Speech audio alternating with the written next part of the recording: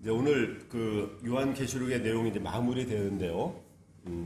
이제 뭐 정리를 하면 요한계시록은 두려운 책이 아니라 그랬잖아요. 물론 우리가 오늘 본문의 이야기를 보더라도 무슨 큰 음녀라든지, 그렇죠? 뭐 그 하늘 앞에 있는 내 생물의 보좌라든지, 뭐 이런 단어들을 이제 우리가 문장들을 보면서 이게 과연 무엇을 이야기하는 건지도 잘 모르겠고 좀 무서운 듯한 이런 생각들이 들기는 해요. 그렇죠?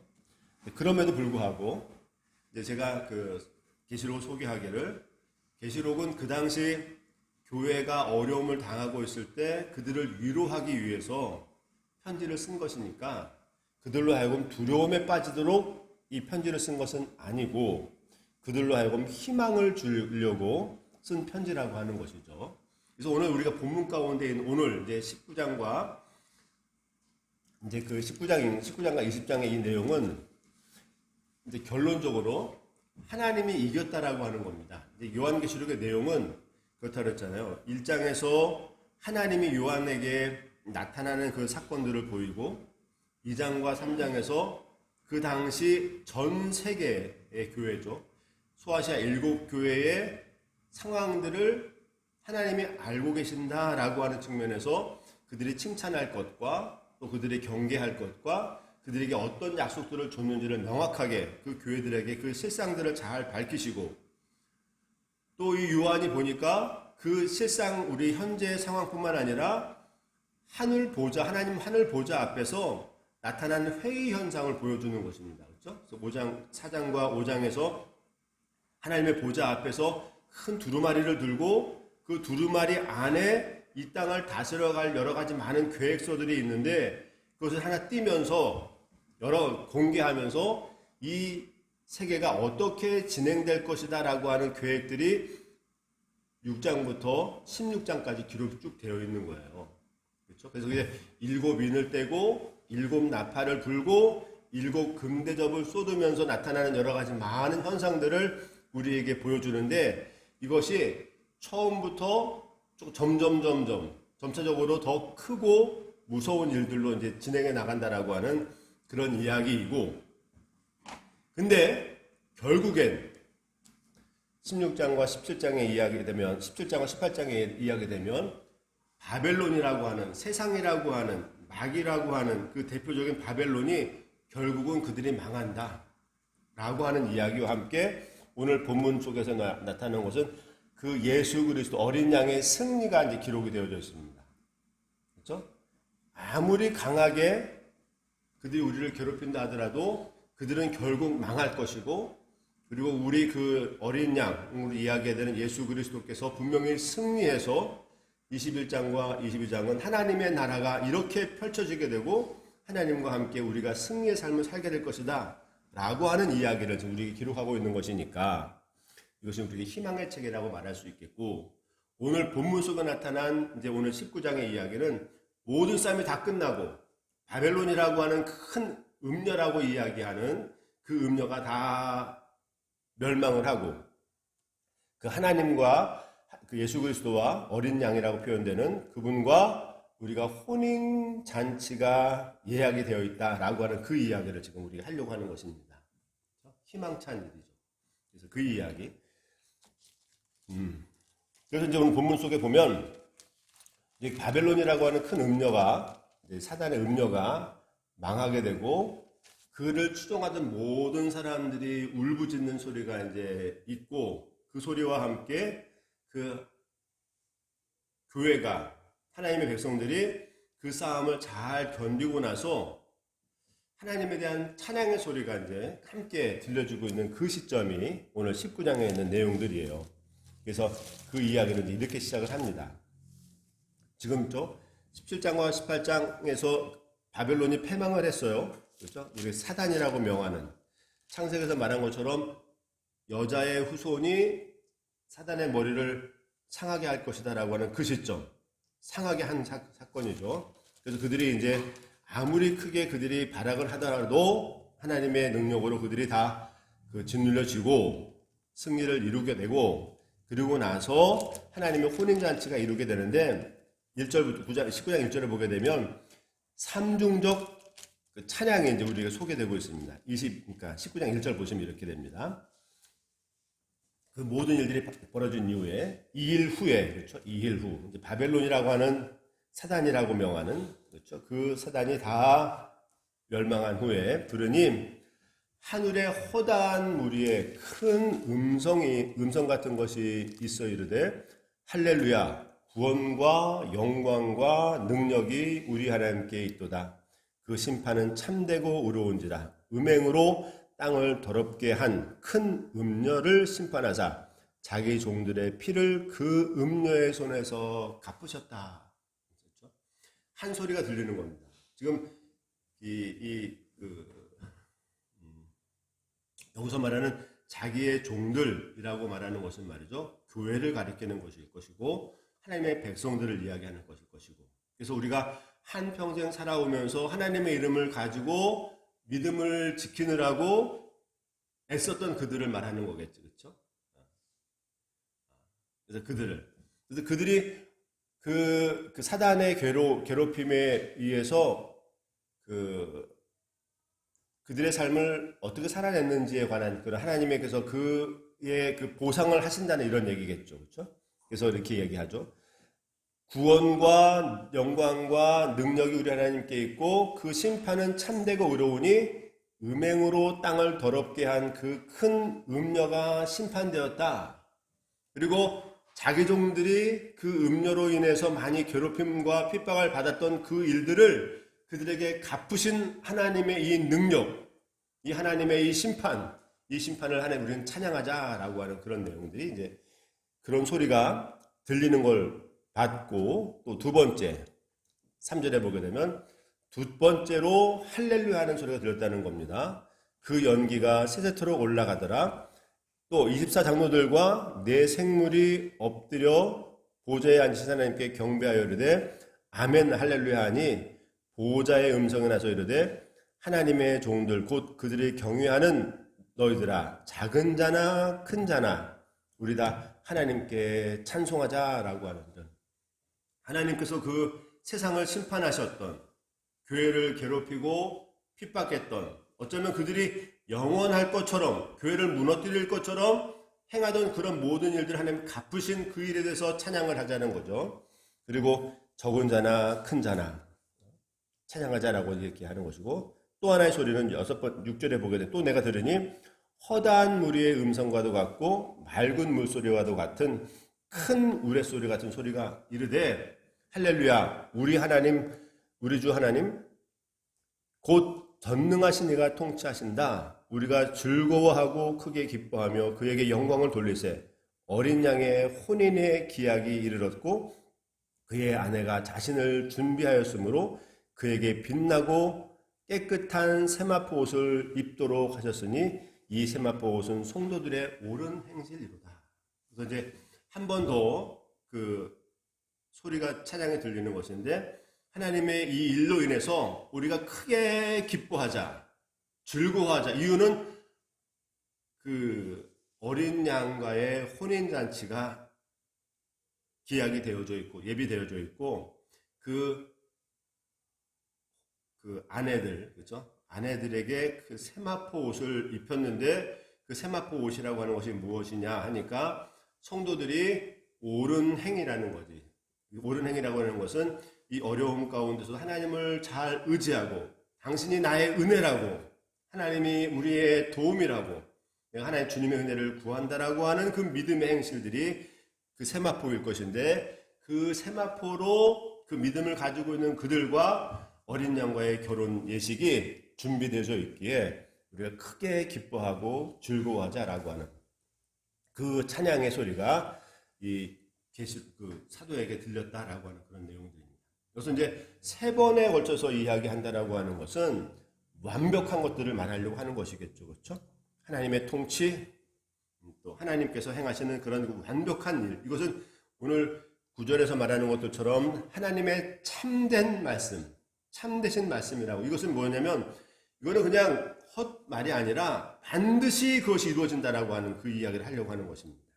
그런 일이기 때문에 우리는 찬양하자. 즐겁게 크게 기뻐하며 찬양할 것이다. 왜? 우리에게 모든 것들이 다 지나가고 하나님과의 혼인잔치가 예약되어져 있기 때문에 그렇다라고 하는 이야기를 지금 이 계시록에서 하고 있는 것입니다. 그렇다고 한다면 그럼 이제 어린 양은 누구고, 물론 알지만 어린 양은 예수님이고 그의 그 신부라고 하는 교회일 것인데, 그러면 그 신랑과 신부를 성경은 어떻게 이야기하고 있는가를 한번 살펴볼 필요가 있겠어요. 우리가 대표적인 것은 뭐냐면, 물론 여러 군데 많이 있겠습니다만 호세아에 보게 되면 이렇게 표현하고 있어요. 호세아 2장에 보니까 여호와께서 이르시되 내가 나를 내 남편이라 일컫고 다시는 내 바알이라 일컫지 아니하리라. 이런.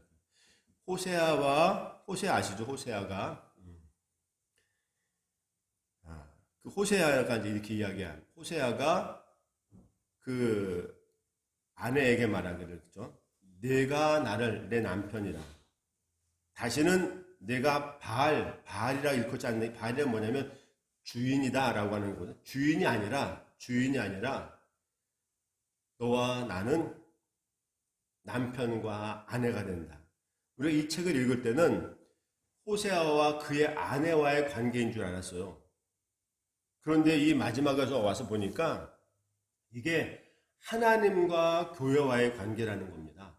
하나님과 성도와의 관계예요. 내가 나를 남편이라 일컫고, 예전에는 주인님, 어떤 관계가 있는, 그렇게 불렀는데 지금 이 혼인잔치가 예약되어 있다고 하는 이 이야기를 보면서는 말이죠, 이것이 주인이 아니라 자신의 아내, 남편으로 이렇게 하나님께서는 우리를 부르겠다라고 하는 이런 얘기입니다. 그래서 또 이렇게 이야기하고 있어요. 내가 내게 장가들어 영원히 살되 공의와 정의와 은총과 긍휼이 여김으로 내게 장가들며 진실함으로 내게 장가들리니 내가 여호와를 알리라.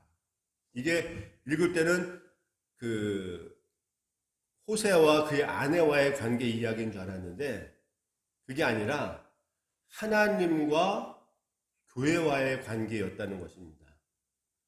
내가 내게 장가들 것이고, 하나님께서 말하는 거야. 하나님이 내가 너에게 장가들 것이고 내가 공의와 정의와 은총과 긍휼을 여김으로 내게 장가들어 진심으로 내게 장가들 것이다.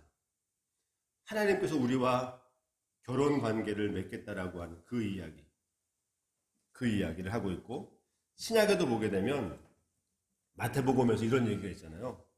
그 예수님의 비유 가운데 더디 오시는 신랑에 관한 이야기도 있고, 그렇죠? 히브리서도 보게 되면 이렇게 있어요. 잠시 잠깐 후면 오실 이가 오시리니 지체하지 않고 오실 것이다.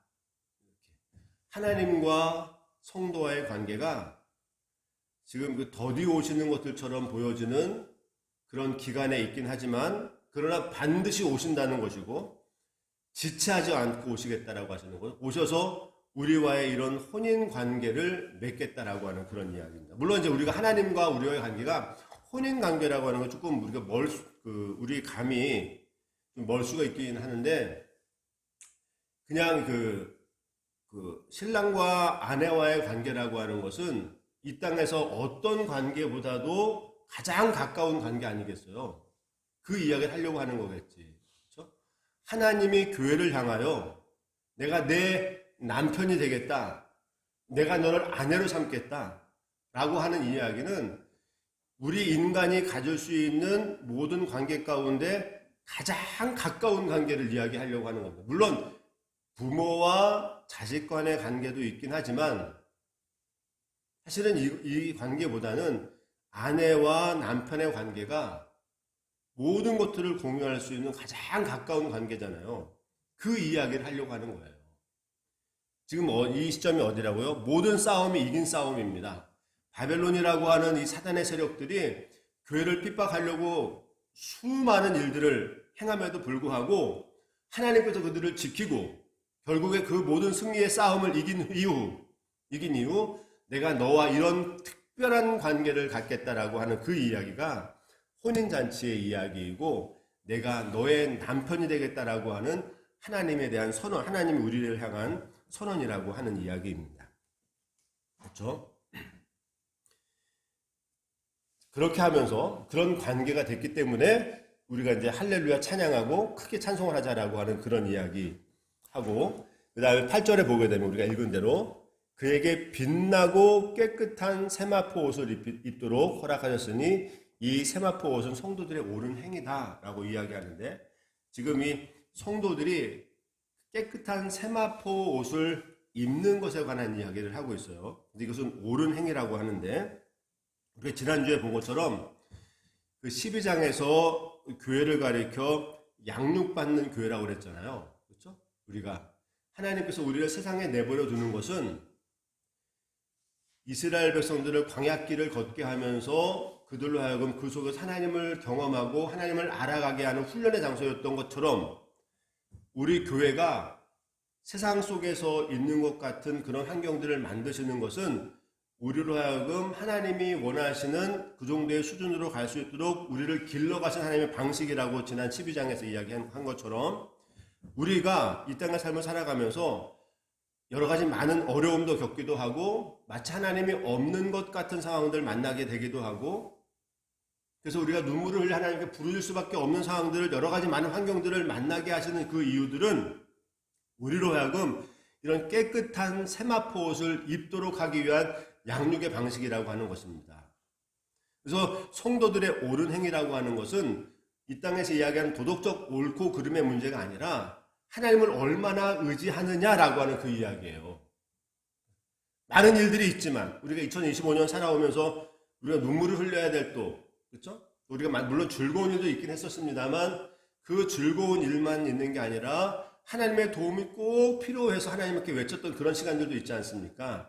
근데 이런 시간들 속에서 하나님을 부르짖고 하나님의 관계를 회복하려고 하는 그런 행위들이 바로 깨끗한 세마포 옷을 입는 것이고, 그것이 성도들의 옳은 행위이고, 우리의 삶이라고 하는 것은 우리의 힘으로 살아갈 수 있는 것이 아니잖아요. 하나님의 도움이 꼭 필요하다고, 그 하나님의 도움을 요청하는 그 행위 자체가 이 신부가 빛나고 깨끗한 세마포 옷을 입도록 허락하신다라고 하는 그 행위와 같은 것이다 라고 하는 것이에요. 이 이야기를 가리켜서 신약에서는 이렇게 이야기를 하고 있어요. 사도가 말이죠. 바울 사도가 디모데전서 2장에 보게 되면 이런 표현이 있거든요. 교회 속에 속한 여자 성도들에게 이제 그 세상 여자들과는 다른 단장을 하도록 요구하는 이런 장면이 나와요. 2장 9절에 보게 되면 이와 같이 여자들도 단정하게 옷을 입으며 소박함과 정결로서 자기를 단장하고 따은 머리와 금이나 진주나 값진 옷으로 하지 말고 오직 선행으로 하기를 원하노라. 이것이 하나님을 경외한다 하는 자들에게 마땅한 것입니다. 이렇게 우리가 이것을 읽을 때는 교회 안에 여자들이 그런 단장한 모습을 해야 되는 것이다 라고 읽었어요. 그렇죠? 근데 이 나중에 와서 여기 와서 보니까 이게 여자들에게 하는 얘기가 아니라 성도들에게, 교회들에게 하는 이야기. 세상에서 요구하는 그런 단정함, 그들이 요구하는 단정함이 아니라 하나님 나라 안에서 요구되어지는 깨끗한 세마포를 입는 이 장면이었다라고 우리가 알게 되는 겁니다. 읽을 때는 이게 여자들에게, 남자들은 아니고 여자들에게 하는 것이구나 라고 읽었는데, 지금의 계시록에 와서 보니까 이것이 여자들에게가 아니라 하나님을 우리의 남편으로 맡게 되는 교회, 성도들이 갖춰야 되는 착한 행실, 깨끗한 세마포, 그것으로 단정하는 그런 모습이겠구나라고 알게 된다라고 하는 것이죠. 베드로전서도 이렇게 이야기합니다. 3장에 보게 되면 너희 단장은 머리를 꾸미고 금을 차고 아름다운 옷을 입는 외모로 하지 말고 오직 마음에 숨은 사랑을 온유하고 안정된 심령에 썩지 아니할 것으로 하라. 이는 하나님 앞에 값진 것이라. 전에 하나님께 소망을 두었던 거룩한 부녀들도 이와 같이 자기 남편에게 순종함으로 자기를 단장하였다. 우리가 이걸 읽을 때는 한 가정의 아내가 한 가정의 가장인 남편을 위해서 단장하는 것처럼 읽었어요. 그런데 이게 한 가정에 거기에 국한된 게 아니라 우리의 어린 양, 우리의 남편 되실 그분을 맡게 되는 교회의 단장함이었다라고 이렇게 알게 되는 것이죠. 우리는 그래서 언제나 이 즐거움에 참여하기 위해서 우리가 깨끗한 세마포 옷을 입어야 되는데 마치 여인이 자기 남편을 향하여 단정한 마음과 정결한 마음으로 자기를 잘 준비하는 것과 같이 세상 여자들과 같이 그런 행위가 아닌 하나님 앞에서 바른 모습으로 갖추는 그런 행위를 갖추는 그 일이 세마포 옷을 준비하는 것이고 우리의 모습을 단장하는 것이다 라고 하는 것이다. 정리해 보면 이렇습니다. 이 모든 행위들은 단정하는 일들은 어떤 일로서 단정하는 게 아니라 인격을 말하는 것이다 이 말이지. 이 땅의 삶을 살아가면서 우리에게 분명하게 하나님과의 그의 어린 양과의 혼인 잔치에 초대할 자가 저희들이 됐습니다. 그렇다고 한다면 그 혼인 잔치를 참여하기 위해서 우리가 우리를 잘 단정하는데 이 단정하는 일이 어떠한 행위적인 일로가 아니라 우리가 우리의 인격을 새롭게 하는 그런 일들로 우리가 준비하는 일이 그렇죠? 세마포를 준비하는 일일 것이고 우리가 단장하는 그런 일일 것이다. 이렇게 지금 해석할 수 있겠습니다.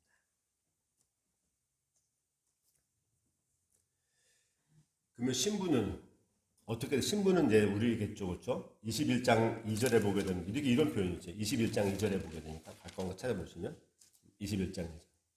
또 내가 보매 거룩한 성 새 예루살렘이 하나님께로부터 하늘에서 내려오니 그 준비된 것이 신부가 남편을 위하여 단장한 것 같더라. 지금 신부를 그 어린 양과의 신부를 이야기하는데 그렇죠? 내가 새 하늘과 새 땅, 이제 하나님의 여기 20장 하나님의 나라가 됐어요. 새 신천지가 된 거예요. 새 하늘과 새 땅에서 보니 처음 하늘과 처음 땅은 없어졌는데 바다도 다시 있지 않는데 내가 보니까 거룩한 성 예루살렘이 하나님께로부터 하늘에서 내려오니 그 준비한 것이 마치 신부가 남편을 위하여 준비한 것 같다. 라고 하는 걸 보니까 새 예루살렘이 어린 양의 아내로 소개되고 있다라고 하는 것입니다. 그렇죠? 여기서 말하는 이 신부는 그러니까 당연히 교회를 말하는 것입니다. 교회. 성도를 말하는 것이죠. 새 예루살렘이 교회를 가리킨다고 한다면 새 예루살렘을 묘사하고 있는 모든 요소들은 당연히 상징적인 요소들이겠죠. 그렇죠? 상징적인 요소들. 그래서 21장 11절에 보게 되면 이렇게 하나님의 영광이 있어 그 성의 빛이 지극히 귀한 보석과 같고 벽옥과 같고 수정과 같이 맑더라. 이제 지금 새 예루살렘에 대한 표현들이 그 위에 쭉 나오거든요. 근데 이것이 우리가 보는 보석이 아니고 새 예루살렘이라고 하는 것이 그 어린 양과 혼인할 교회, 성도들을 가리키는 것이라고 한다면 여기서 표현되어지고 있는 새 예루살렘에 대한 아주 휘황찬란한 여러 가지 이 땅에서 볼 수 없을 만큼의 귀한 것들로 이렇게 소개하고 있는 이런 일들은 보석이 아니라 그렇죠? 주님을 닮는 인격을 이야기하고 인격과 관계된 일일 것이다 라고 이렇게 알 수 있게 되는 것입니다. 그렇죠? 그래서 이제 우리가 말씀드리는 것처럼 우리는 하나님과 그 어린 양과 혼인잔치가 이루어질 그날에 대상자로 초대받은 사람들이 저희 교회라고 하는 우리라는 것입니다. 그렇다고 한다면 우리는 그 상황에 맞게끔 깨끗한 세마포 옷을 잘 입는 것인데 깨끗한 세마포 옷이라고 하는 것은 어떤 일적인 차원이 아니라 우리가 인격이라고 하는 주님을 닮아가는 인격에 관계된 것이다 라고 하는 것이겠죠. 그러면 우리가 이제 그렇다고 한다면 오늘 본문으로 돌아와서 11절 이후에 보게 되면 그럼 그 신랑이라고 하는 그 존재는 누구냐? 신랑이라고 하는 존재는 어떤 존재냐라고 우리에게 소개하고 있습니다. 11장 그 11절에 보면 19장 11절에 보게 되면 또 내가 하늘이 열린 것을 보니 보라 백마와 그것을 탄 자가 있으니 그 이름은 충신과 진실이라 그가 공의로 심판하며 싸우더라.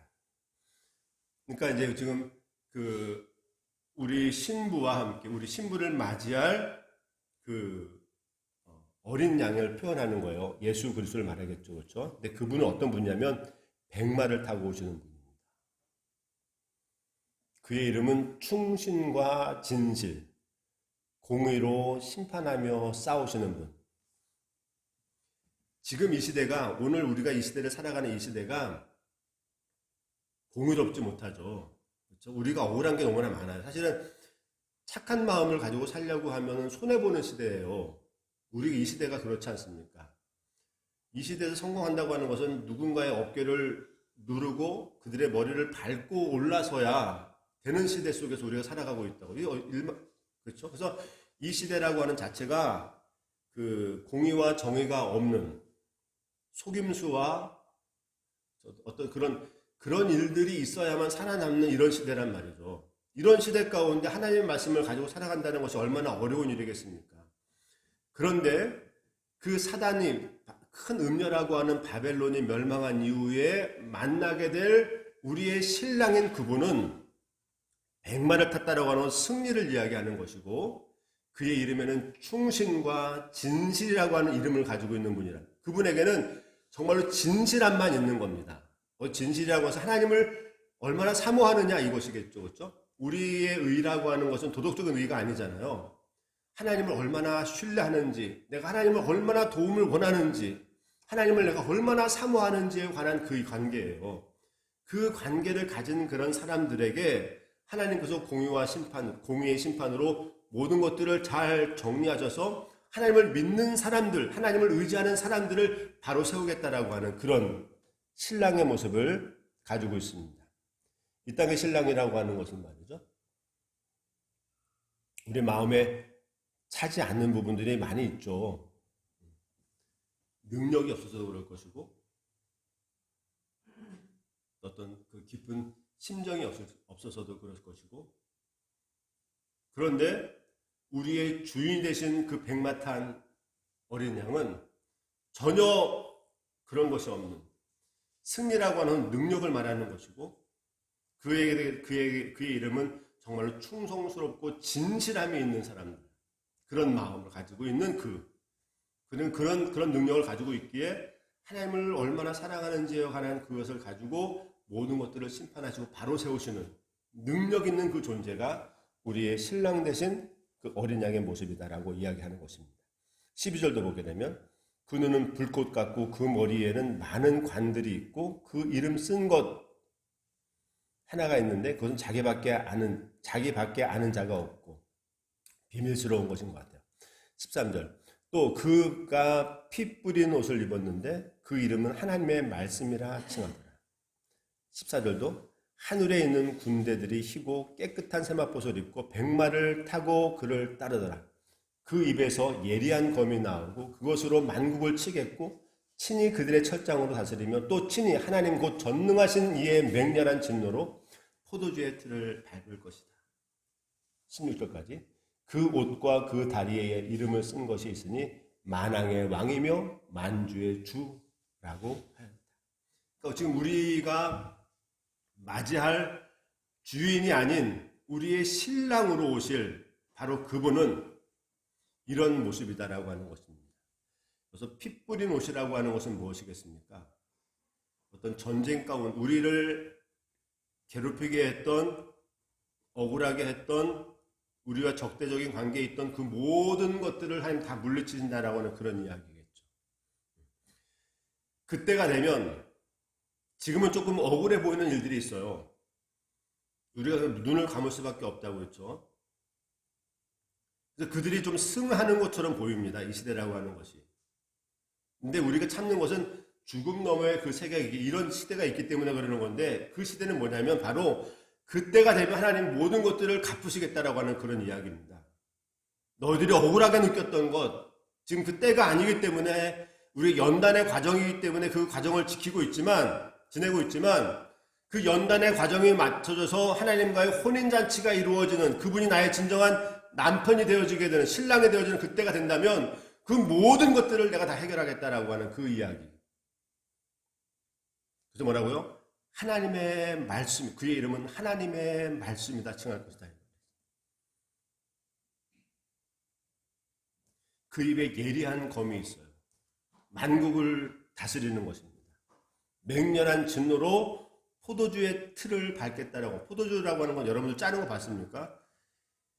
그 포도주를 만들려면 포도를 넣고 그 틀을 아주 강한 힘으로 눌러야 그 포도주가 다 터져서 즙이 나오는 거지 않습니까? 그렇게 행하시겠다는 거예요.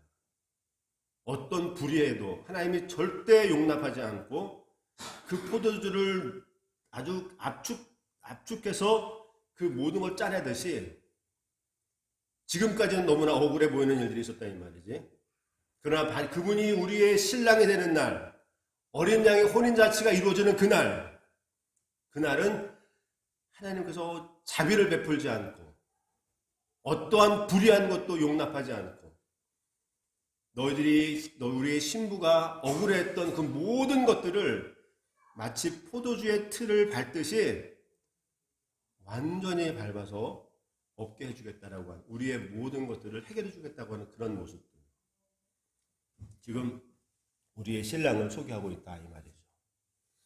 어떻습니까 여러분들? 어쩌면 우리의 지금 삶이라고 하는 것은 2025년을 살아오면서 우리의 마음에 차지 않는 일들이 있어요. 물론 우리 하나님의 은혜를 감사하고 또 하나님의 도움이 이제 있어서 왔다고 이제 우리가 고백을 하긴 하지만 삶 가운데 내 마음이 완벽하게 차기 때문에 이 땅의 삶을 사는 건 아니죠. 우리가 기대하는 것은 바로 이런 날, 우리가 참고 인내하고 눈 감아주던 이런 일들을 보상할 그날이 있다는 것을 알기 때문에, 다시 말하면 죽음 너머의 세계가 있음을 알기 때문에 우리가 많은 피해를 보는 것들 알지만 감수해내는 것 아니겠습니까? 왜요? 이 자리는 우리가 양육받는 자리이기 때문에 그렇습니다. 양육받는 자리이기 때문에. 그런데 오늘 이 본문처럼 그분이 우리의 신랑이 되는 날, 그 어린 양과의 혼인잔치가 이루어지는 그날은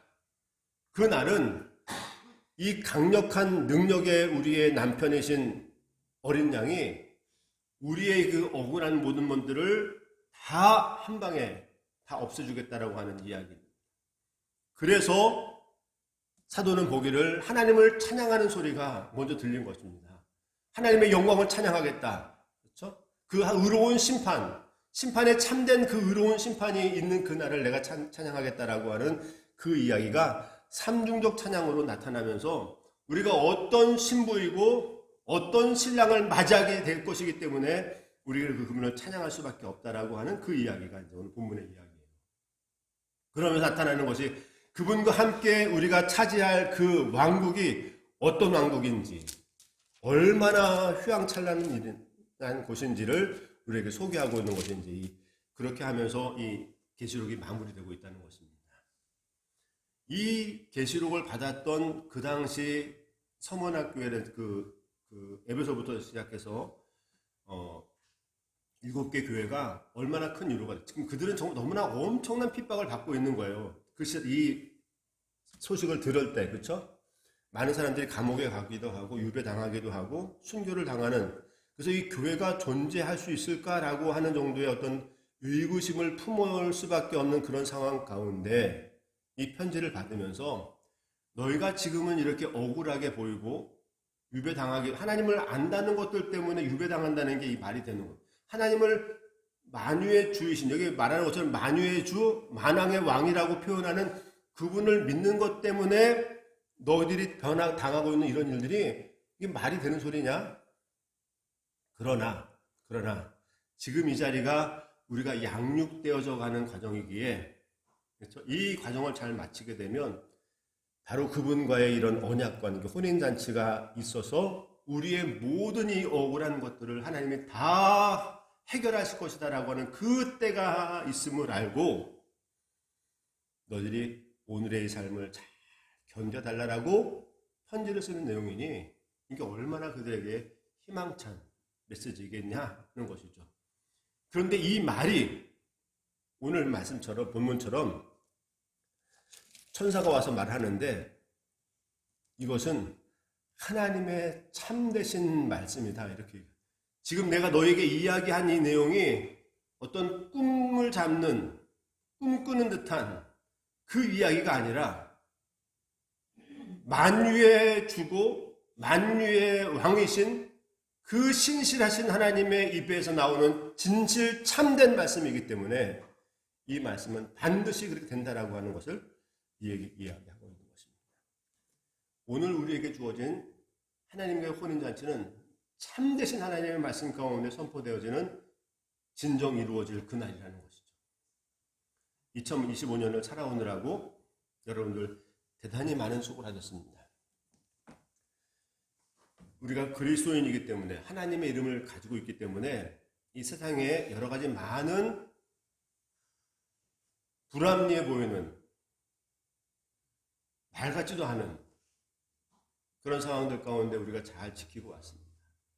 이 일은 하나님께서 우리를 더 아름다운 세마포로 입히시기 위한 준비 과정이었다라고 하는 사실입니다. 2025년 살아오면서 우리가 마음 상했던 여러 가지 많은 일들 다 털어버리십시오. 왜? 하나님이 기억하고 계시기 때문에.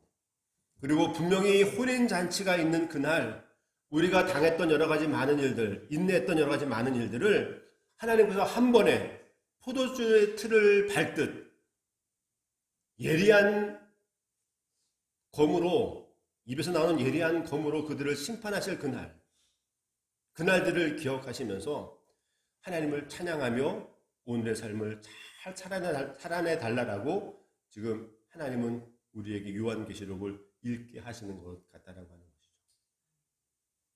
분명히 말씀하십니다. 이 말씀은 하나님의 참된 말씀이라고.